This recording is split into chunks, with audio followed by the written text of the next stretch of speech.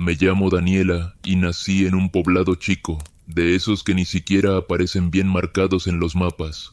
Está al norte de Zacatecas, rodeado de cerros pelones y caminos de terracería.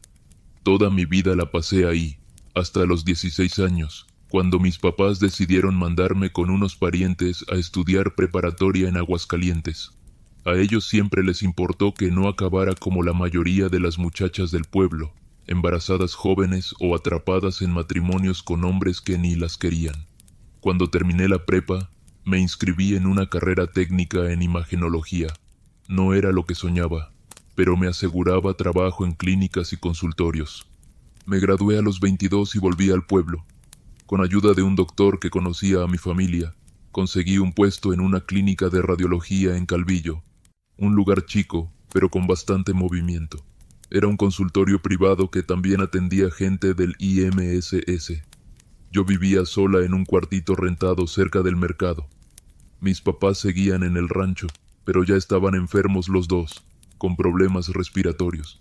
Les mandaba dinero y los visitaba cuando podía. En el consultorio conocí a Rebeca, una asistente administrativa que trabajaba en el mismo turno. Era simpática, habladora, y me cayó bien desde el inicio. Teníamos la misma edad, aunque ella decía que era un año menor. Al poco tiempo, se convirtió en mi única amiga. No había mucho que hacer fuera del trabajo. Los días se iban en atender pacientes, llenar papeles y limpiar el área. Por las tardes, Rebeca a veces me invitaba a su casa. Ella vivía con una tía y siempre tenía comida o café para compartir. Me hacía sentir acompañada. No hablábamos de cosas profundas, pero nos reíamos mucho. También coincidíamos en muchas cosas: la música, las películas, la comida. Nunca tuve hermanas y ella se fue metiendo en mi vida sin que me diera cuenta. Rebeca tenía novio. No hablaba mucho de él, solo que era mayor y que estaban juntos desde hacía tiempo. Cada vez que él la visitaba, ella desaparecía por días. Yo me quedaba sola, mirando el techo de mi cuarto, sin saber qué hacer. Me preguntaba por qué a mí no me pasaba lo mismo.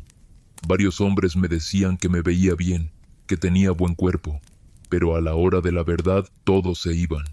Algunos ni me escribían al día siguiente, otros me inventaban pretextos. Llegué a pensar que el problema era yo.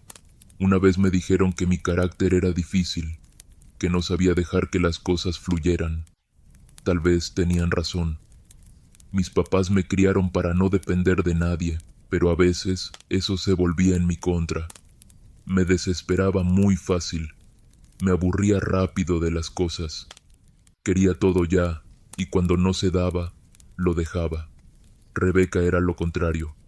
Siempre paciente, siempre suave en su forma de hablar. Me gustaba estar con ella porque me hacía sentir tranquila. Pasaron 2 años desde que empecé a trabajar en esa clínica. Todo iba bien hasta que llegó un recorte inesperado. El dueño dijo que no podía mantener tanto personal y nos corrieron a 3 de golpe. Me quedé sin trabajo y sin dinero para seguir pagando la renta. Mis papás ya no estaban vivos. Los perdí uno tras otro el año anterior por problemas respiratorios que se complicaron en el hospital del municipio. Me sentía completamente sola. No quise regresar al rancho, así que me mudé a una casa más barata, en las orillas del pueblo. Intenté buscar empleo en laboratorios y farmacias, pero no había vacantes. Empecé a vender algunas cosas que tenía: un microondas, una laptop vieja, los anillos que fueron de mi mamá. Con eso viví un par de meses. Rebeca seguía en contacto, pero cada vez la notaba más distante. Me dijo que se iba a casar. La noticia me cayó como piedra en el estómago. No entendía cómo alguien como ella, que siempre se veía tan libre, iba a encerrarse en un matrimonio. Yo no tenía a nadie, y verla tan feliz con su vestido nuevo y sus fotos me revolvía el estómago. Buscando distraerme, empecé a salir a bares los fines de semana. En uno de ellos conocí a un hombre llamado Manuel. Era alto, moreno y de voz pausada. Se veía mayor, tal vez unos 40 y tantos. Me invitó un trago. Hablamos poco, pero hubo algo en su forma de tocarme la mano que me hizo decirle que sí cuando me pidió verme otra vez. Empezamos a encontrarnos en un motel a la salida del pueblo. Era directo. Íbamos solo a eso. Pero yo me ilusioné. Me decía que yo era especial, que tenía algo que lo hacía sentir diferente. Cometí el error de creer que eso era amor. Empecé a mandarle mensajes, a esperarlo más de la cuenta. Un día, sin más, me dijo que no siguiera escribiendo, que no buscaba compromiso. Me dejó de contestar, me bloqueó. Pasé una semana sin salir de la casa. Ni siquiera tenía ganas de comer. Pensaba en Rebeca, en lo feliz que parecía, en lo lejos que se sentía ahora. El día de su boda me quedé acostada. No fui, pero ella me mandó un mensaje en la noche diciendo que cuando regresara de su viaje tenía algo que contarme. No supe qué pensar. Me quedé dándole vueltas a eso hasta que volvió. Me buscó y trajo consigo una caja envuelta en un trapo negro. Al abrirla, vi un tablero que nunca había tenido frente a mí. Era una ouija, de esas que solo había visto en fotos. Me dijo que antes de conocer a su esposo, la había usado con unas amigas y que, después de eso, todo en su vida cambió. Decía que el tablero le había dado lo que pidió. Me lo dijo sin titubear, como si fuera algo normal. No quise creerle. Le dije que no me metía en esas cosas, pero ella insistía en que no era brujería, que era una forma de pedir ayuda. Me negué. Me dijo que solo quería verme feliz. Se fue, algo molesta. Esa noche no pude dormir. Algo me decía que probara. Al día siguiente le llamé. Le dije que sí, que lo haríamos. Llegó con la misma caja, velas y una bolsa con frascos. Preparó todo en la sala de mi casa. Apagamos las luces. Solo las velas daban algo de claridad.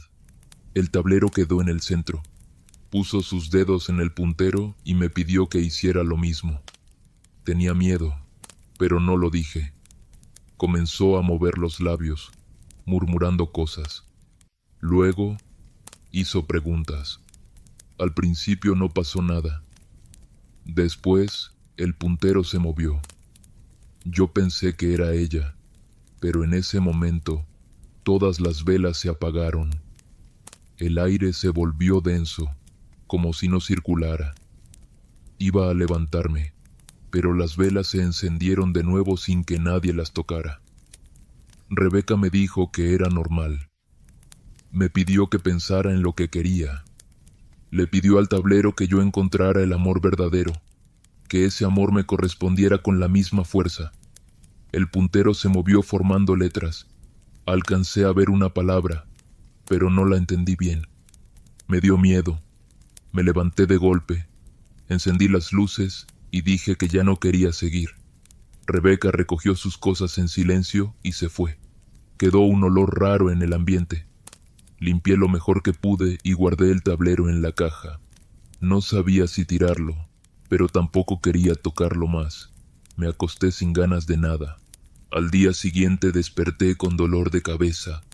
Tenía los ojos hinchados y una sensación rara en el cuerpo, como si no hubiera dormido bien, aunque recordaba haberme quedado profundamente dormida.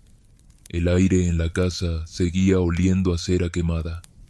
Abrí ventanas, sacudí los sillones, traté de hacer mi rutina como siempre, pero no podía dejar de pensar en lo que pasó la noche anterior. No le escribí a Rebeca. Me daba pena y también algo de coraje. Sentía que me había metido en algo que no entendía. En la tarde me propuse devolverle el tablero. Caminé hasta su casa, pero no estaba. Le llamé y no me respondió. Pensé en dejárselo con la tía, pero algo me detuvo. Regresé con la caja en la mano. Esa noche no tenía ganas de cocinar, así que salí por algo. Entré a una fondita y me senté en una mesa cerca de la entrada. Dejé la caja en la silla de al lado. Comí poco.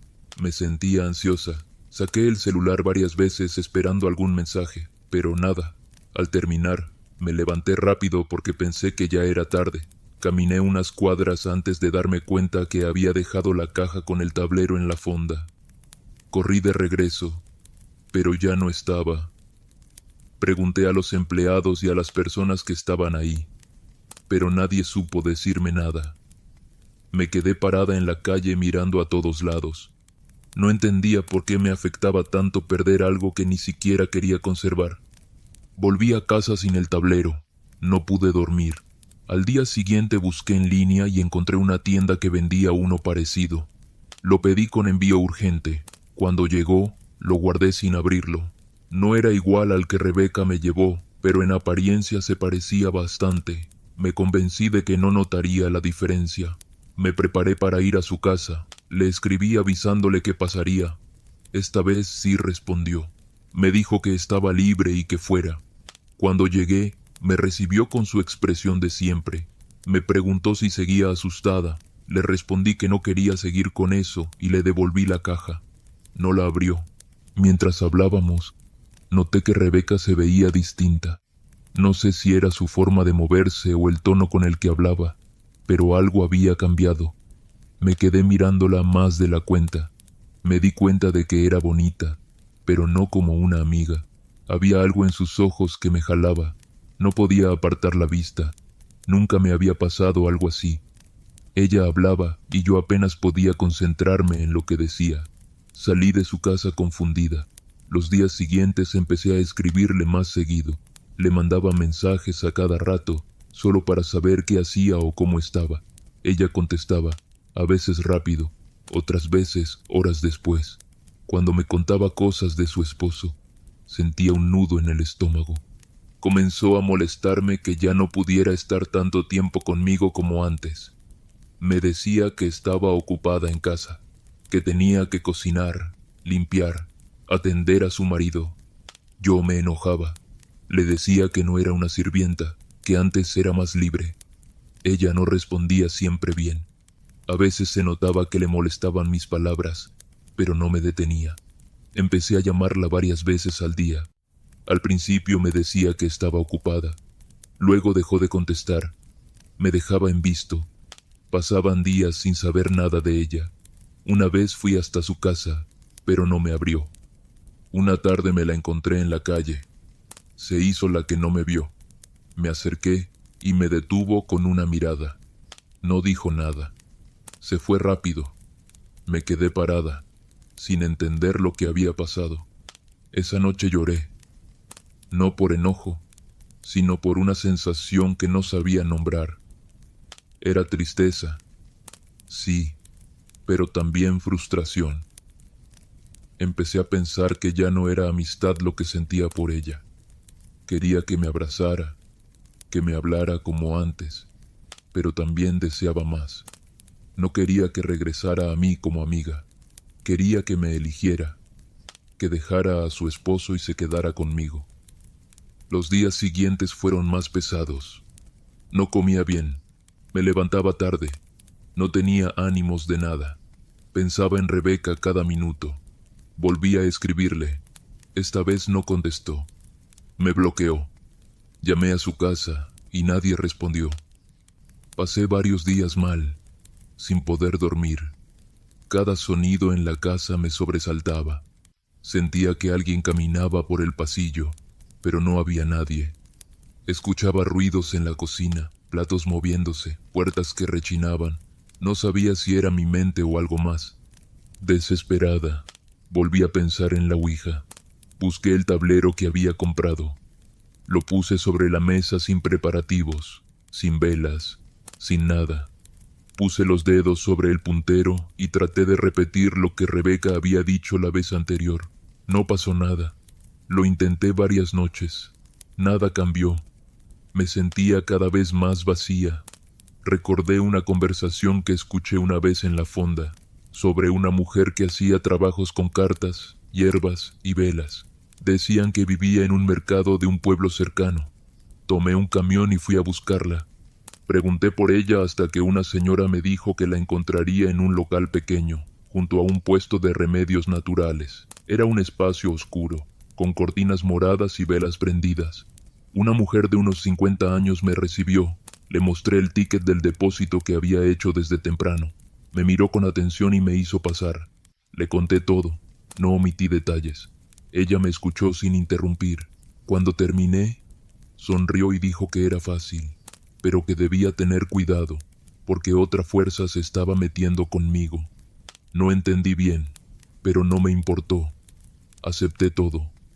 Volví a casa esperando que algo pasara. 2 días después, por la madrugada, alguien tocó mi puerta con fuerza.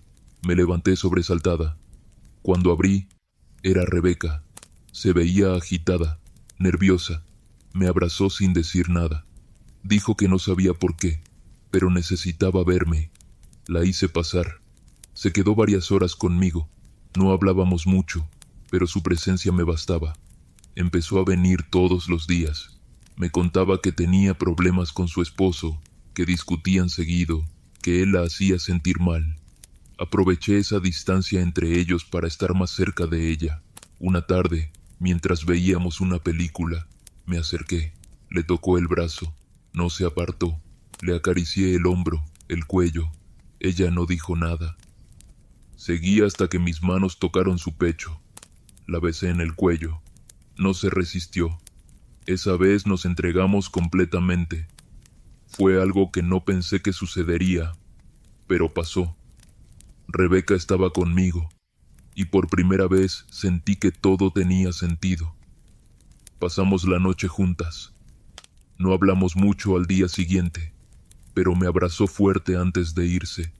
Empezó a venir más seguido. Ya no mencionaba a su esposo. Me decía que se sentía mejor conmigo. A los pocos días, se separó de él. Le pedí que viviera conmigo. Aceptó.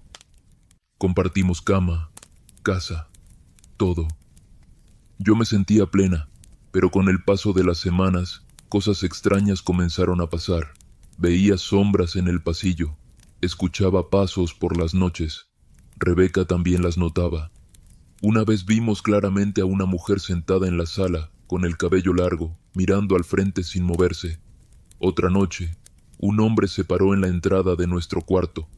No hablaba, solo miraba. Rebeca empezó a tener crisis de ansiedad. Se ponía a llorar sin motivo. Gritaba por las noches. Fuimos a la iglesia del pueblo. El padre nos atendió, pero noté que su actitud cambiaba cuando supo que éramos pareja. Nos pidió que contáramos todo. Le hablamos del tablero, pero no mencioné la visita a la mujer del mercado. Dijo que podíamos hacer oración, pero que no esperaba grandes resultados. Nos fuimos sintiendo que no serviría de nada. Después de aquella visita a la iglesia, Rebeca empezó a empeorar.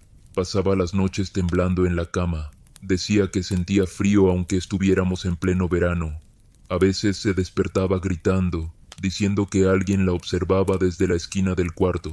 Encendíamos todas las luces, revisábamos la casa, pero nunca había nadie. Otras veces se quedaba paralizada, con los ojos bien abiertos, murmurando cosas que no se le entendían. No quería comer, se le caía el cabello.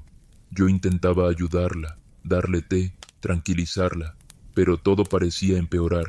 Empezamos a escuchar ruidos fuertes en la madrugada, golpes secos en las paredes, cosas que se caían sin razón. Una vez encontré la estufa encendida, aunque juraba que la había apagado. Otra madrugada, los trastes del fregadero estaban todos quebrados, como si alguien los hubiera azotado. Nadie más tenía llaves de la casa. Dejamos de dormir bien. Estábamos siempre agotadas, malhumoradas, con los nervios destrozados. Rebeca decía que veía a la mujer de cabello largo parada en la puerta del baño, mirándola fijamente.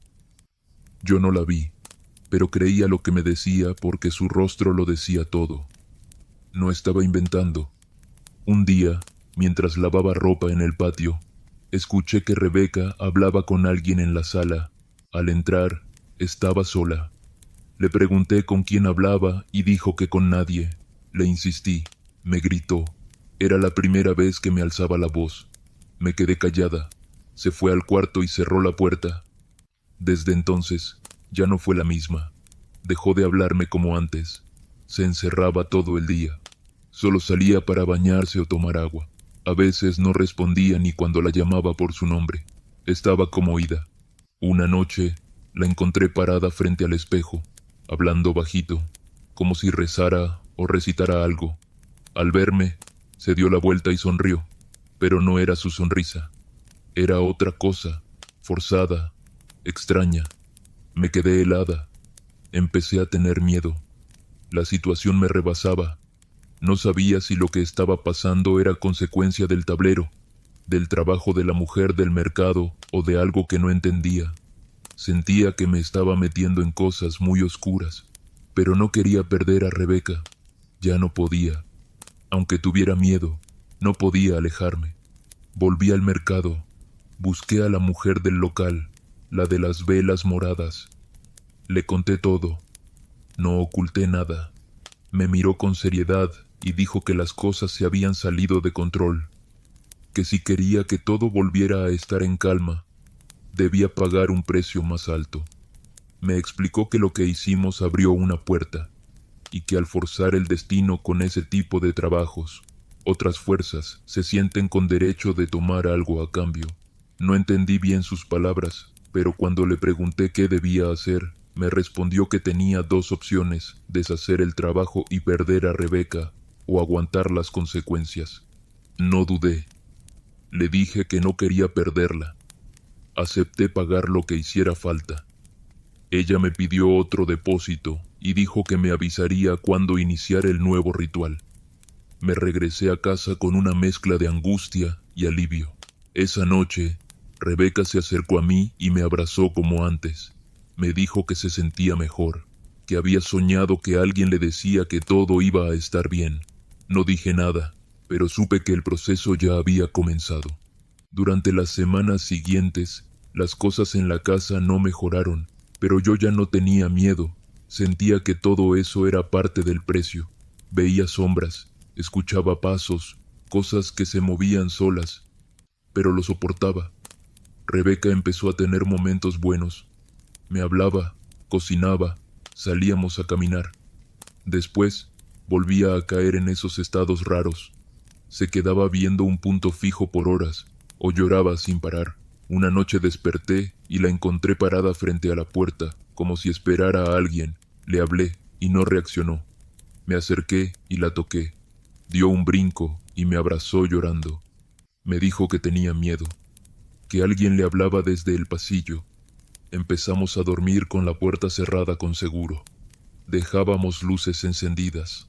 Colgamos imágenes religiosas en todas las habitaciones. Llevamos agua bendita y la rociamos por todos los rincones.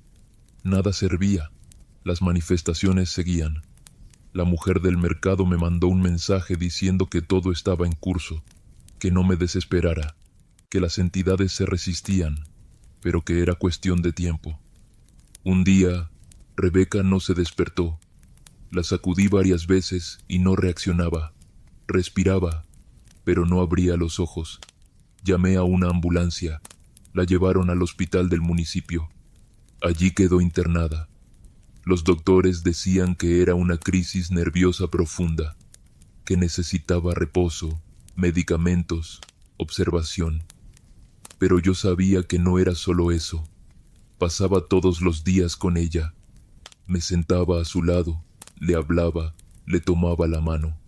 No respondía, solo movía los ojos. A veces, cuando me inclinaba cerca de su rostro, susurraba palabras que no entendía. Otras veces se reía bajito, sin razón. Los doctores empezaron a sospechar de un daño mental más grave. Yo no quería escuchar eso. Les dije que era temporal, que ella se iba a recuperar. Me miraban con lástima. Dejé de contarles detalles. No dije nada del tablero, ni de los rituales, ni de la mujer del mercado. Sabía que no entenderían. Cada vez que terminaba la visita, me regresaba a casa con una sensación de vacío. La casa sin Rebeca se sentía muerta, pero también tranquila. Los ruidos cesaron. No vi más sombras, ni golpes, ni platos rotos. Nada. Una parte de mí entendió que las cosas se habían equilibrado, que el precio estaba pagado, pero otra parte se negaba a aceptarlo. Volví a la iglesia, busqué al mismo padre, me escuchó en silencio. Le conté más de lo que antes me había atrevido. Me dijo que, aunque no podía ayudarme, podía rezar por ella. Agradecí el gesto, pero no me servía de mucho. Lo único que quería era que Rebeca volviera a mí, así como antes, así como cuando nos reíamos por cualquier tontería. Pensé en buscar otra solución, algo más fuerte. Volví al mercado. La mujer ya no estaba. El local estaba cerrado. Pregunté y nadie supo darme razón. Me dejaron un número de teléfono pegado en la cortina. Llamé. Contestó una voz que no reconocí. Me dijo que debía dejar todo como estaba, que si seguía buscando, lo que ya estaba calmado podría despertar con más fuerza. Colgué sin responder. No volví a llamar. Volvía todos los días al hospital. Rebeca seguía igual. A veces me miraba, otras veces ni eso. Pasaban los días y su rostro se afilaba más. Bajaba de peso. Sus manos se enfriaban. Le hablaba con cariño. Le ponía música que le gustaba. Le llevaba cosas que solía comer. Nada la sacaba de ese estado. Los doctores empezaron a hablar de trasladarla a otro centro, uno donde pudieran atenderla con especialistas. Me dijeron que evaluara si era mejor para ella. No supe qué decir. Volví a casa ese día más cansada que nunca. Me acosté sin cenar. Soñé con Rebeca. En el sueño, ella estaba de pie en la cocina, mirándome, con una sonrisa tranquila. Me desperté con la sensación de que estaba allí. Corrí a encender las luces. No había nadie, pero en la mesa estaba una taza que no recordaba haber dejado. No tenía café, solo agua. Después de esa madrugada, comencé a notar cosas más sutiles, pero igual de inquietantes. La taza en la mesa fue solo el inicio. Empezaron a aparecer objetos fuera de lugar. Un peine en la cocina, una toalla húmeda en el sillón, cosas que no recordaba haber movido. Al principio pensé que era por el cansancio o que yo misma lo hacía sin darme cuenta, pero los días pasaban y esos detalles aumentaban. Una noche escuché la puerta del baño abrirse, aunque estaba sola en casa. Me levanté con cuidado, sin hacer ruido. Revisé todo. No había nadie. Volví al hospital esa semana y encontré a Rebeca más delgada. Su piel ya no tenía color. Parecía papel, pero cuando entré al cuarto, por primera vez en semanas, movió los labios para decir mi nombre. Me acerqué rápido. Su voz era baja, como un murmullo, pero clara. Me pidió que no la dejara sola. Le aseguré que estaría ahí, todos los días. Me tomó la mano con fuerza. Esa noche me quedé más tarde de lo normal. Las enfermeras no dijeron nada. Volví a casa con una sensación distinta, como si algo se hubiera desbloqueado. Me acosté con el corazón agitado. No podía dormir, así que me puse a limpiar. Mientras pasaba un trapo por la mesa, escuché que mi nombre se decía desde la ventana. No era voz de hombre ni mujer, era como un susurro cortado. No me acerqué, cerré la ventana de golpe y corrí a encender todas las luces. No volví a apagar ni una sola esa noche. En los días siguientes, Rebeca mejoró lentamente. Empezó a sentarse, a comer un poco, a hablar más seguido. Los médicos dijeron que estaban sorprendidos. No lo entendían. Yo sí.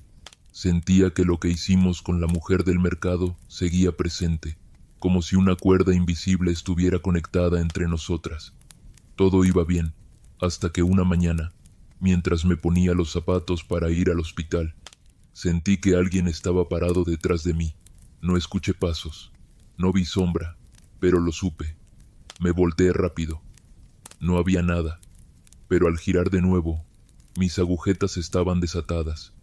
Pequeños detalles como ese comenzaron a repetirse. Rebeca volvía a reír de vez en cuando, pero en sus ojos ya no estaba la misma mirada. A veces me observaba por largos ratos sin decir nada. Le hablaba y no respondía. Después reaccionaba como si nada. Una tarde le llevé una blusa que le gustaba. Al dársela, la apretó contra su pecho y se puso a llorar. Cuando le pregunté por qué, solo dijo que había soñado con la mujer del cabello largo, que estaba parada frente a nuestra cama, que no hablaba, pero que la señalaba a ella. Volví a buscar a la mujer del mercado. Quería saber si había una forma de reforzar lo que habíamos hecho. El número que tenía ya no contestaba. Fui al local. Seguía cerrado. Nadie sabía nada. Me dijeron que tal vez se había ido del pueblo. Pregunté por otras personas que hicieran lo mismo. Me dieron nombres, pero ninguno me dio confianza. Todo sonaba falso. Lo dejé por la paz. Rebeca fue dada de alta un viernes por la tarde. Los doctores dijeron que con supervisión y descanso podía estar en casa. Preparé todo para recibirla. Lavé ropa, cambié sábanas, limpié cada rincón. Cuando llegó, parecía más tranquila. Se acostó de inmediato. Me senté junto a ella. Me pidió que le contara cosas, que no me separara. Le hablé de cuando nos conocimos, del consultorio, de las veces que nos reíamos por cualquier tontería. Se quedó dormida escuchándome. Esa noche dormimos juntas por primera vez en mucho tiempo. Me abrazó como antes. Sentí su respiración cerca de mi cuello. Pero en la madrugada, desperté con la sensación de que alguien más estaba en la habitación. Abrí los ojos y vi una figura parada al lado de la cama. Era una silueta oscura. No se movía. Cerré los ojos con fuerza. Fingí dormir. No me atreví a mirar otra vez. Cuando amaneció, Rebeca seguía dormida, pero había marcas en su brazo, como rasguños finos. No le dije nada. Quise pensar que se había lastimado sin querer. Pasaron los días. Las cosas mejoraban por ratos, luego empeoraban. A veces Rebeca lloraba sin razón, o se encerraba en el baño por horas. Yo la esperaba afuera, hablándole con calma. Le decía que todo estaría bien. Una tarde la encontré escribiendo en una libreta, líneas sin sentido, puras palabras repetidas, garabateadas con fuerza. Se la quité, se molestó, me gritó, me empujó. Luego se disculpó llorando. Me abrazó fuerte y me pidió que no la dejara. Todo se volvió un ciclo. Rebeca mejoraba, luego caía. Yo la cuidaba, la protegía, hacía todo por ella, pero cada día me sentía más desgastada. Empecé a enfermarme, dolores de cabeza, vómitos, temblores en las manos. Fui al médico, pero no encontraron nada. Me dijeron que era estrés, que descansara, pero no podía, no quería dejarla sola. Una noche, al regresar del mercado, encontré la puerta de la casa abierta. Pensé que tal vez no la cerré bien. Al entrar, todo estaba en su lugar, excepto por el tablero de Ouija que yo había guardado en el closet. Estaba sobre la mesa, con una vela apagada al lado.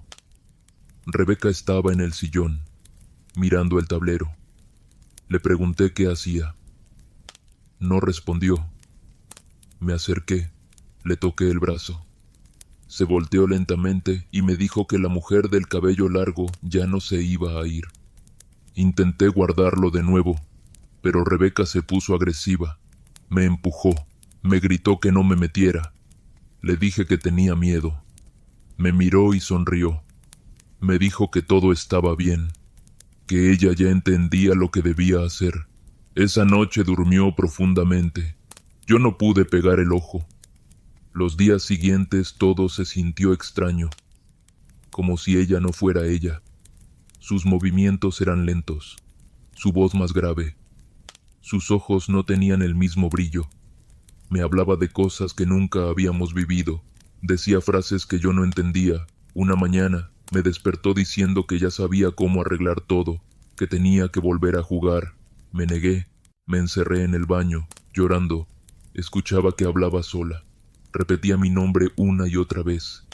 Pasamos días en silencio. Solo los ruidos de la casa rompían la calma. Golpes, pasos, susurros. Ya no había paz, ni siquiera cuando dormía. Tenía pesadillas con la mujer parada junto a la cama. A veces se me subía el muerto. No podía moverme. Veía sombras en el techo. Sentía que me jalaban los pies. Me despertaba sudando, gritando. Rebeca solo me miraba sin decir nada. Volví a buscar ayuda, pero todo era inútil. Ya nadie quería involucrarse. Me empezaron a evitar. En el pueblo se decía que algo raro pasaba en mi casa. Me veían como una loca. Dejaron de saludarme. Nadie se me acercaba. Yo seguía aferrada a ella, a lo que fuimos, a lo que quise que siguiéramos siendo. Una noche, mientras llovía fuerte, escuché que alguien lloraba en el patio. Pensé que era Rebeca. Salí corriendo, pero ella estaba dormida en la cama. Seguí el llanto hasta la puerta trasera.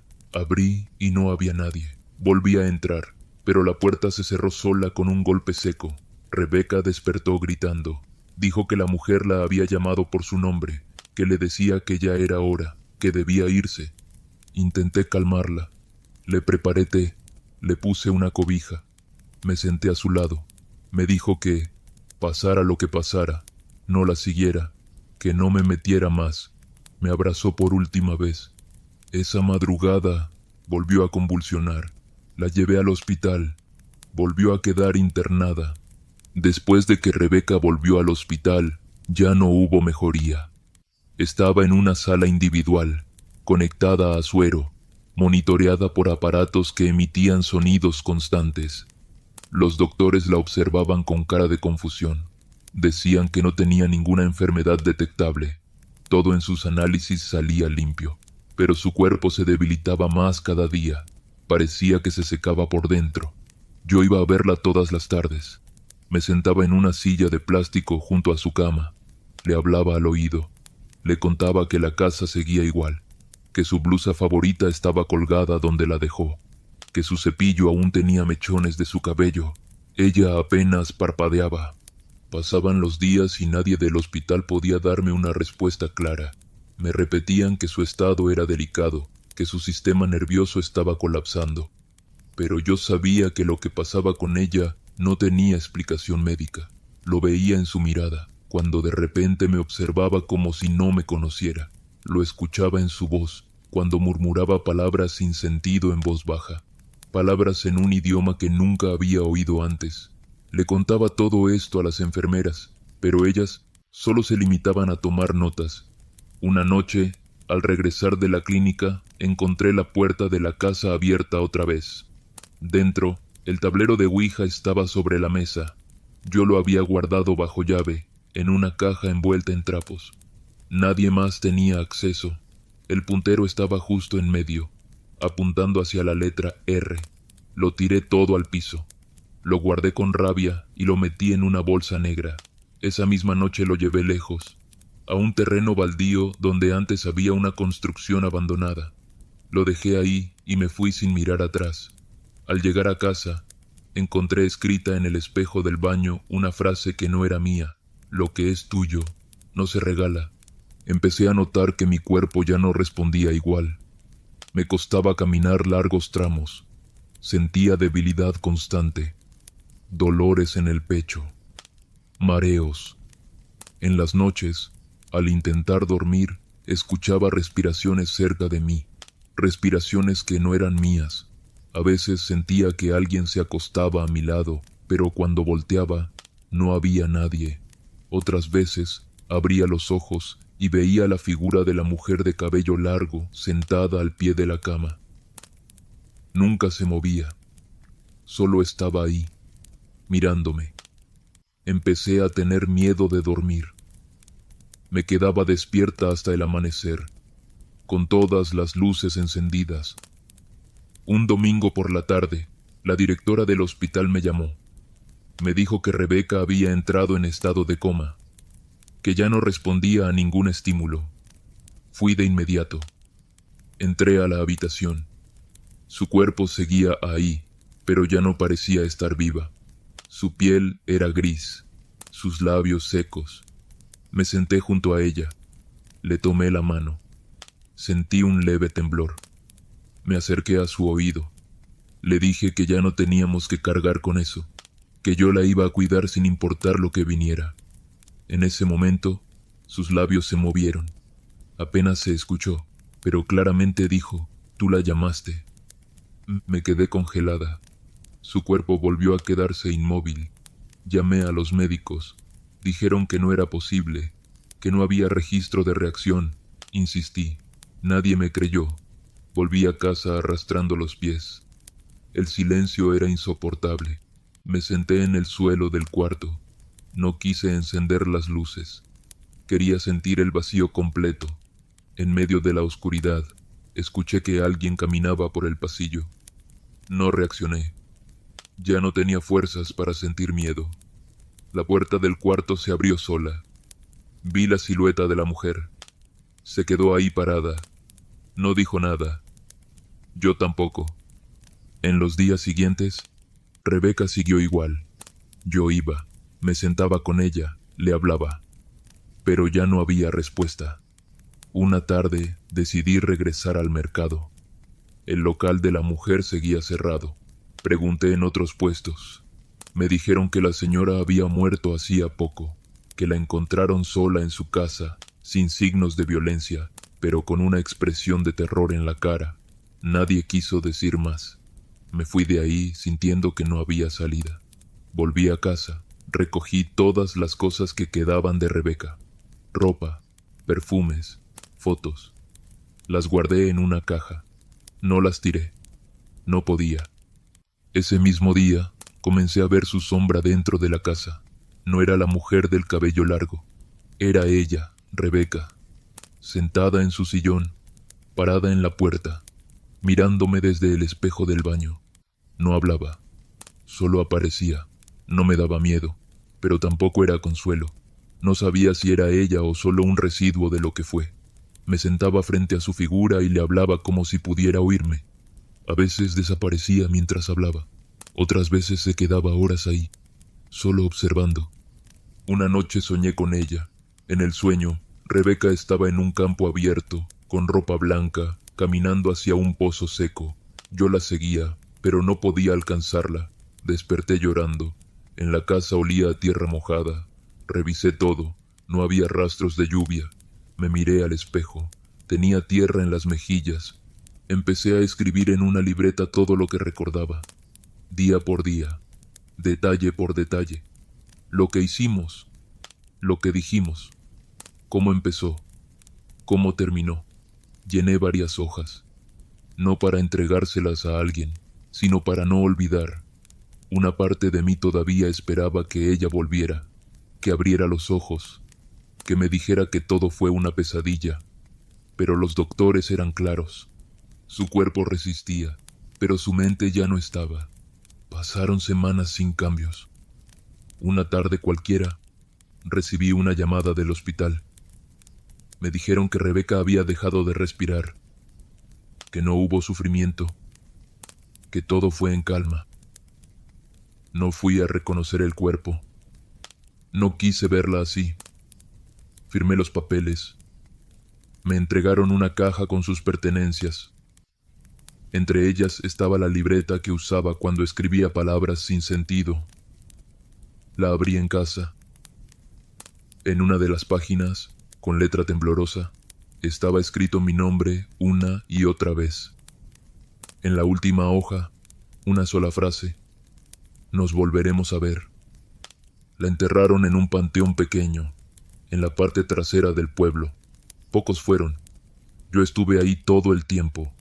No lloré, no dije nada, solo miré cómo bajaban el ataúd. Desde ese día, mi casa dejó de hacer ruidos, las sombras desaparecieron, el aire volvió a sentirse normal, pero yo no volví a dormir en paz. Por las noches, a veces escucho que alguien se acuesta a mi lado, o siento una mano fría en mi espalda. No me muevo, solo cierro los ojos y espero, porque sé que no se ha ido, porque sé que ese amor que pedí nunca fue gratis, porque en esta historia nada se terminó.